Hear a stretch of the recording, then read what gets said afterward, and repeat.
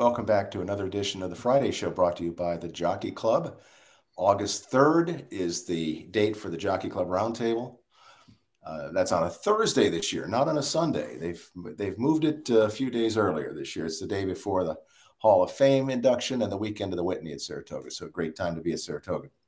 I'm Ray Paulick with Joe Nevills, our bloodstock editor, and joined by our friend Bob Heleringer, an attorney, the author of Equine Regulatory Law, a fantastic, a light read. You can see it's just a little bitty thing. Taking the beach, it's a breeze. Yeah. That's exactly right. Summer beach time, beach reading. Bob is a former Bob is a former public servant in Kentucky. I guess that's what you call a politician if you want to be nice. The honest and a long time racing official, going back a long time. Gosh, you worked, what was that track up in Vermont or Maine? New Hampshire, actually. Rockingham Park, yes.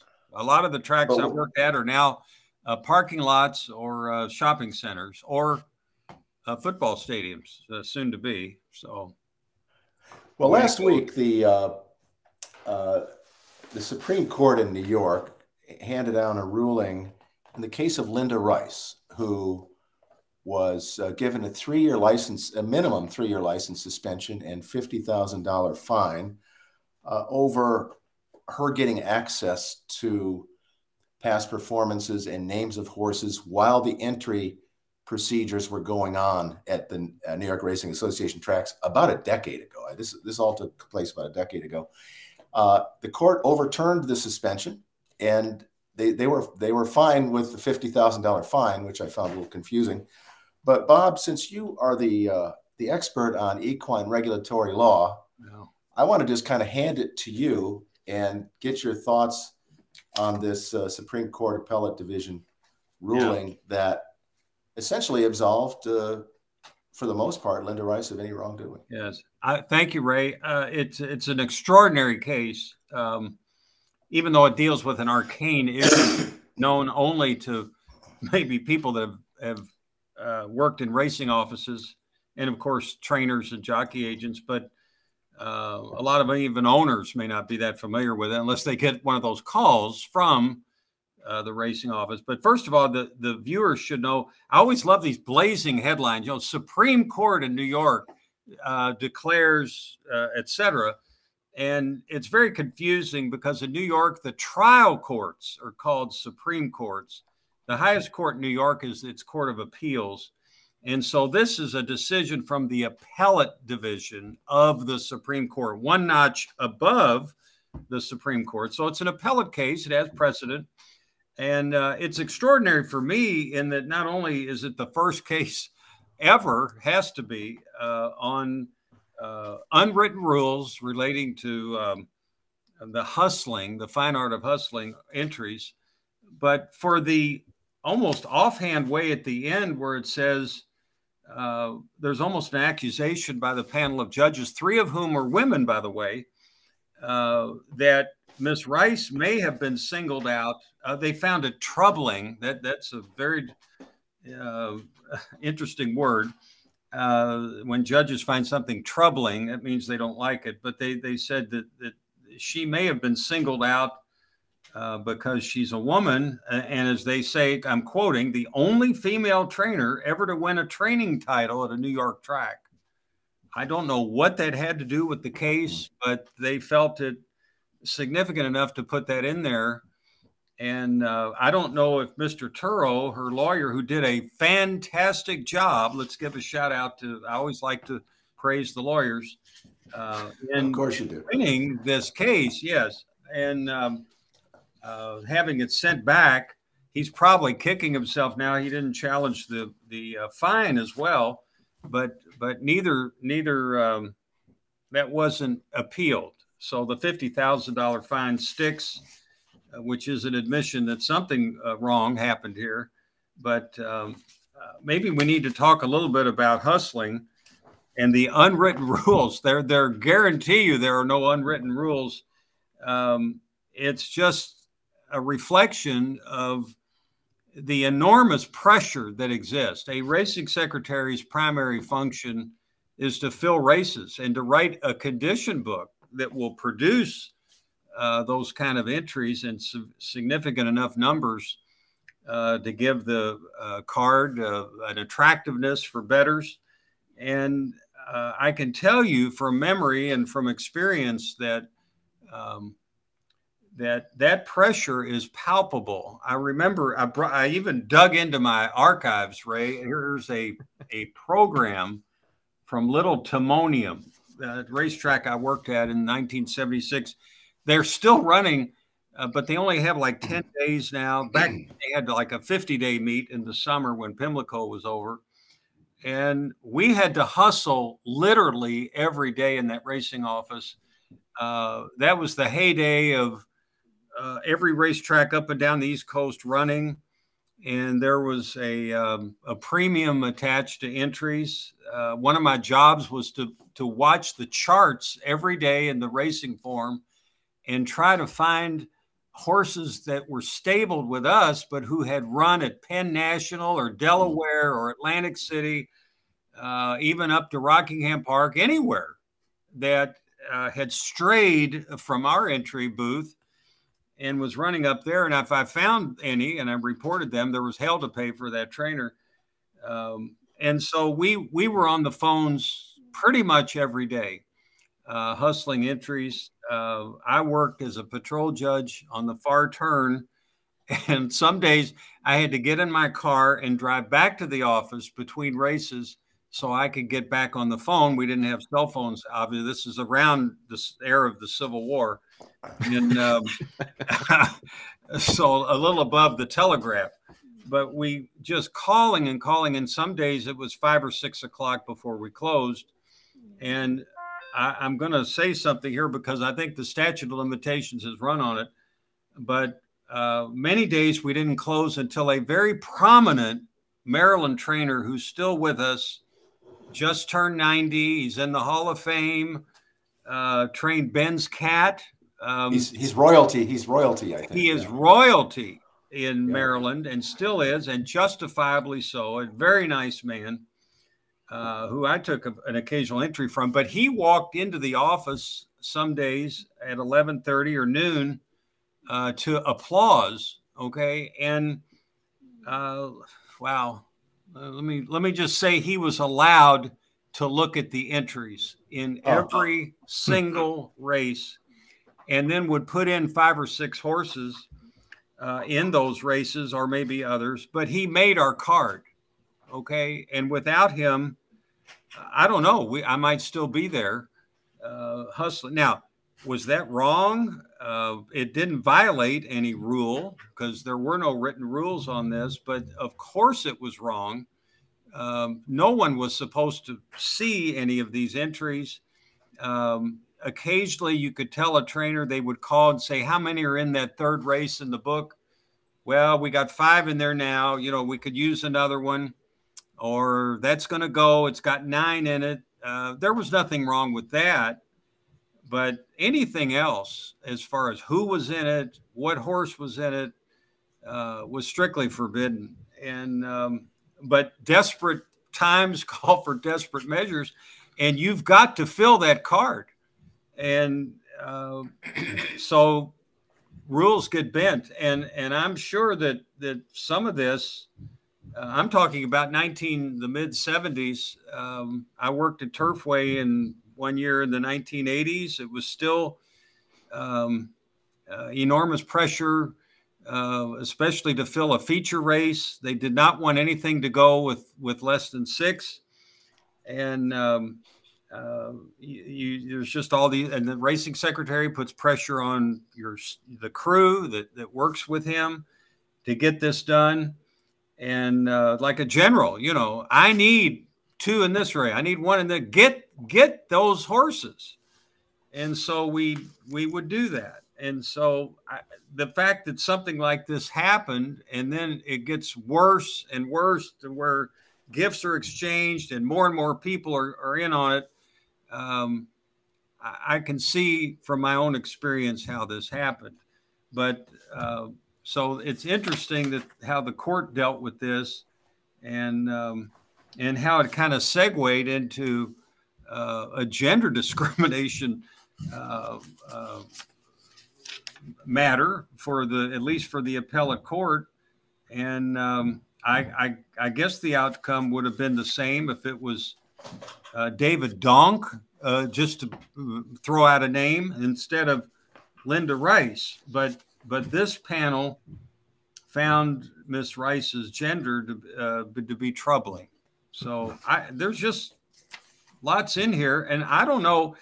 It just came out last week, and I don't know if the powers that be with the Attorney General's office are going to appeal it to the Court of Appeals and see if they'll hear it.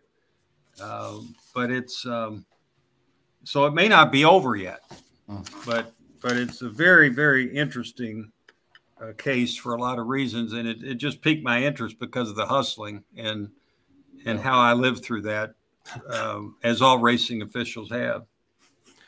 So let's talk a little bit about the unwritten rule aspect of it. That's something that you've brought up a little bit, and looking over the memorandum, the rulings and everything, and the Linda Rice team's argument, a lot of what they said was, listen, none of this was on paper. Like, none of this was in the rule book anywhere in terms of what was going on.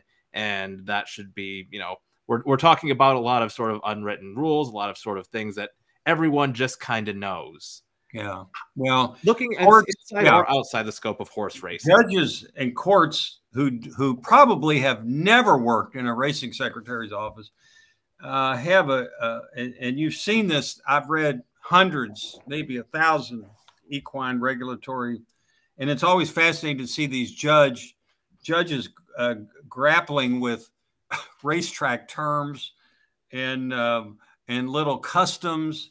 But the unwritten sort are, and who they call, you know, one judge called people that work on the backside back stretchers, you know, stretching their back, I guess. But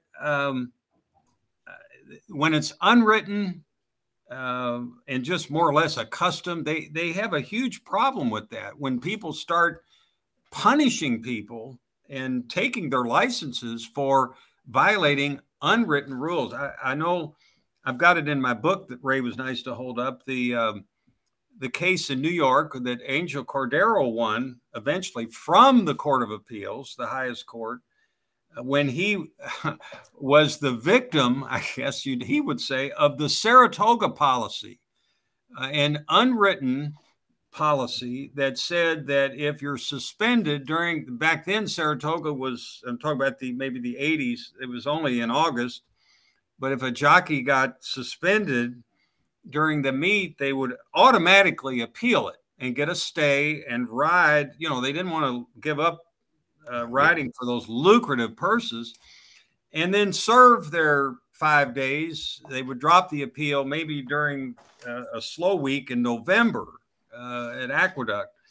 And so the powers that be at NYRA said, okay, well, we're going to have a new policy that if you appeal and drop the appeal or lose the appeal, you got to serve your days at the next Saratoga meeting. And none of this was promulgated, put up for public comment. And Cordero challenged that when it was applied to him and won. And the Court of Appeals just went off on this unwritten policy that had the effect of an administrative regulation. They said, if you're going to have an effect of regulation, you got to go through the process of writing it, putting it out for comment, promulgating it, having the Racing Commission approve it, and like you would any other regulation. So, yeah, the unwritten rule part is just judges can have a field day with that. And I imagine that's the kind of thing that you can kind of blow out past horse racing too. You know, any sort of industry that has sort of these, you know, handshake codes and things. Little quirky things. I'm wondering, I mean, this happened 10 years ago. I'm wondering if there's still any written rules. How would you, I want to see those on hustling. Is there a limit as to how many trainers, how many times a day you can call a trainer? And I mean, since I was new at Timonium, they would give me the real cranky guys to call, and I didn't know it. They wouldn't fill me in. And in my program, I was reminded there was an older guy, Charlie Lewis, that I found out the hard way did not want to be hustled, did not want to be called. And I called him anyway, very innocently, and said, we had this race where I think a Bob Heleringer, 24-year-old law student, think your horse fits. This no training experience. And he read, who is this? I said, well, it's Bob Heleringer. That didn't register at all. And because I wasn't a regular. And these guys, I noticed behind me, the regulars are snickering. They set me up for this. And he's yelling at me, but then ended up giving me the horse. I guess he felt sorry for me. And it won. And that they really don't like that. They don't mind winning a race, but if it's one that they didn't enter, they kind of look bad, that they didn't enter on their own. And I had the nerve. I was a little brash back then, Ray, and I called him to congratulate him on winning this race. And that I thought I had some minor role in, and he did not appreciate that phone call. It was a very brief phone call, and but I couldn't resist, and I was proud of myself. But anyway, well, I just want to see if there are rules, what they would be, and what are the limits on hustling, and how it's defined, and the other parameters. That to me would be fascinating, as it would be to any racing official. I bet there still aren't any. Well, one thing I found interesting in the ruling was that the state produced several witnesses saying that it was strictly against their unwritten rules to provide names and past performances. And then I think Linda Rice's attorney found a former racing office member, PJ Campo, who said, no, we do that. It's maybe it's not common practice, but it's been done. So that they couldn't even agree within the racing office whether or not it was something that was forbidden. Well, so, there you go. We could have a rule on that, Ray, as to whether or not it's. Well, of course, and I agree with the court. There's no detriment to the public per se. I mean, they have an interest in a full field, but they don't really care who's in it. The disadvantage is to individual trainers who enter with the understanding, anyway, unwritten, that they do this in confidence to protect their competitive interests they have in the race, and not having this information spread out so that other trainers that might have a better horse than that guy's can, oh, well, now that I know who's in there, yeah, I'll enter. Yeah, I'll put one in there, and but for that, they may not have entered, and that hurts that guy. So it's really a disadvantage to the horseman, basically.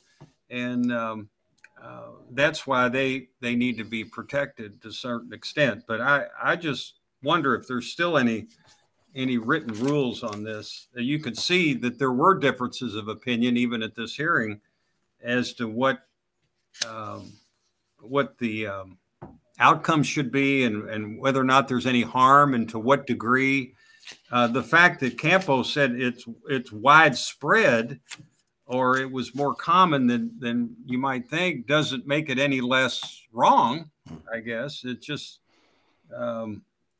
it gave credence to, I'm sure, Mr. Turo's argument that why just her? Why are we just, let everybody come forth that's participated in this and either charge all of them or none of them. And of course they weren't going to do that. I think maybe she got in trouble because I didn't hear of any other evidence of these gifts that were given in gratitude for the information. I think that might have been the tipping point, that it almost looked like she was paying for the information. And that's, wow, you get into a whole other issue of that. Yeah, I think that part of it was dropped. So yeah, if NYRA has a rule, a written rule in the racing office, can the State Gaming Commission enforce it? that's not a state rule. Yeah, but if it's a written rule, I think they can. I think that if it's in the condition book, all these things that racetracks put in their stall applications, their license applications. Of course, that's a state that does that. But even all the legal language in the stakes nomination, there's all kind of constitutional violations that are in these boilerplate forms that I guess they keep in there, even though some of them are clearly unenforceable, but they put them in there just for general purposes and to protect themselves. But yeah, I think they could be enforced. But of course, there was nothing written down anywhere about this, and it's because it's almost incapable of being described. This process is so informal, and but you know, in the future, if they're going to bring up anybody on this, it would be probably better to have something. You think technology plays a factor in what we're seeing with the Linda Rice case compared to, you know, what you were talking about with Timonium, where a certain trainer who shall not be named sort of walked into the racing office and was, you know, very publicly getting this information, making entries. You know, nowadays you have a cell phone, you can text someone information, you can call them, and no one else needs to know between that person, point A and point B. He would not have known back then unless he did what he did. Come in, go right into the office, sit down, and start looking or being shown things. Today, and I'm sure back when this occurred with Miss Rice, that there were all kind of other ways to communicate this information, short of somebody coming into and being seen, and there being witnesses and things like that. So yeah, it's a lot easier today, and I guess means even more the need, more compelling the need for something to have a policy on it. I guess, I don't know, but it's always going to go on as long as there's a racing office and a condition book and a need to fill races. It's just you can't declare. I mean, every condition book, I think, still says, you know, entries close at 10 a.m. or whatever. Well, that's not true. You know, they close when they close, and that could be at noon, 2 o'clock. At Timonium, some days it was 5 or 6 o'clock, and that kind of thing. So if you're going to rigidly stick to that, then you're going to have an awful lot of short fields. Well, I'm going to throw in another wrinkle here, and that is in this day and age, to enter a horse in a race at some states is not just a matter of giving a slip to the racing office. It's having a veterinarian look at the horse and do a certificate that says this horse is sound to race. So I think the days of hustling, because of the animal welfare issues, are going to be going away a little bit, I think. Yeah. Well, it just makes it harder, and but I don't know that. You know, it's like the question that's confronting our sport right now of that the public, is the non-racing public, is demanding that no more catastrophic breakdowns. Just it can't happen. Well, the only way, as we all know here, sitting here and listening to this, the only 100% way to guarantee that is to end the sport, because it's going to happen on the safest racetracks and the soundest horses. They're going to take a bad step.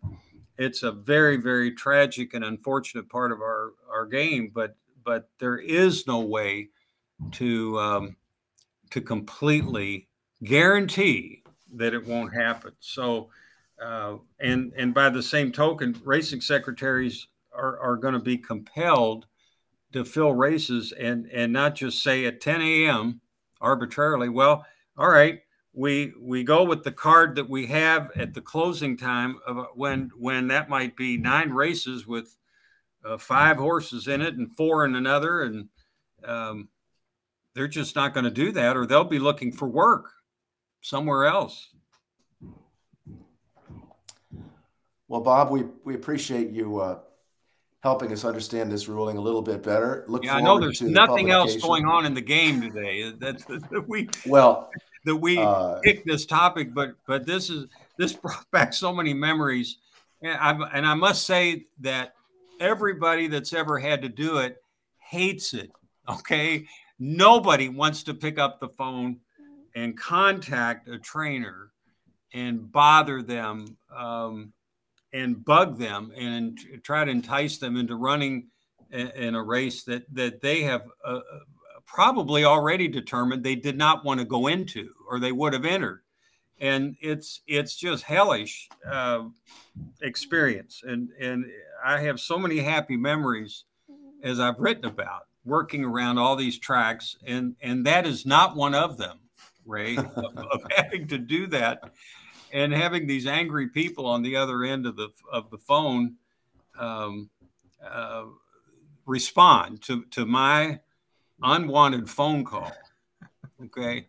But it is what it is. And I wanted to show the racing secretary that was nice enough to hire me in Maryland, who's also still with us and is still a cherished friend, that that I was worth hiring, that I would get on there with the best of them and go after these guys. I didn't go hide somewhere. I said, yeah, give me the names, what race are we needing? Let me at them. Well, Bob, when are you expecting the new version of equine regulatory law? Well, that's a very good question. If Patrick O'Dowd with the University Press of Kentucky is listening, that's a question I have for him. Okay. He said he's working. The last time I talked to him, he's working on the art of the. I don't know what that means in publishing. He's working on the art, but it's a done deal. They're going to do it, and that means that I don't have to do it, Ray. That big thing you held up, I published at quite some expense that I was able to recoup because I had enough friends that each bought one. I harassed every lawyer, and they would say, well, Bob, I don't do any of this. And I said, so you were hustling. I was hustling. Yes. And I said, it's a skill, man. The point is, you're doing it for me, your friend. I need $89.95. And on that basis, even Ann Oldfather bought one, my classmate, who's this huge mass tort lawyer, who, by the way, ended up, now that I think of it, she ended up representing Luis Saez on the Magnificent Secure. What was Maximum Security? Yeah, that's it. And who called me asking me about what to do. And I said, Ann, this is a seminal moment in my career that you are calling me, asking me how to do something in the practice of law. And I said, if you'll go to chapter 6, page, you want to read my book. But even this is well before that. I went to her office, her massive Victorian home office on 3rd Street, Louisville, and trudged up the steps, had a private audience. And she said, yes, Bob, even though you're one of those horrible Republicans, I love you and I will buy one. And I assume it's on her desk in her library, unopened, but I got the $89.95 anyway. Well, as always, Bob, it's fun. It's fun talking equine regulatory law and hustling and all your days at the hustling. All the things you've done in the industry over the years. We really appreciate you taking the time. Thank you for having me on, Ray and Joe, and always enjoy it. And hopefully there are 2 people in Maryland that are not tuned in today. They may not appreciate 47 years later, but it had to be done, or we would still be there at Timonium trying to make, by the way, pure Maryland, pure fun. How about that one? That's a good one. They were wonderful people to work for, by the way. I walked into the office my first day, even before it started. Howard Mosner was the general manager, who I hadn't met. And I stuck out my hand, introduced myself, and asked if I could have an advance. I was broke and I needed to get a hotel room. And I said, could I have $100? And you know what he said? I just met him. He said, is sure. And he said, is that enough? Huh. Is that enough? Do you need? Okay. Okay. I mean, though, that's racing. Okay. Just met me and wanted to make sure I was okay. Yeah. That's great. I will never forget that.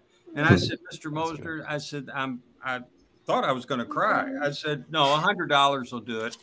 And thank you very much. And he wrote out a check or something right there and gave me $100. Great man. I had a lot of fun. Well, thanks like again, Bob Baffert said, when Bob Baffert was yelling, I love Baltimore. I said, Bob, I know where you're coming from. Great people.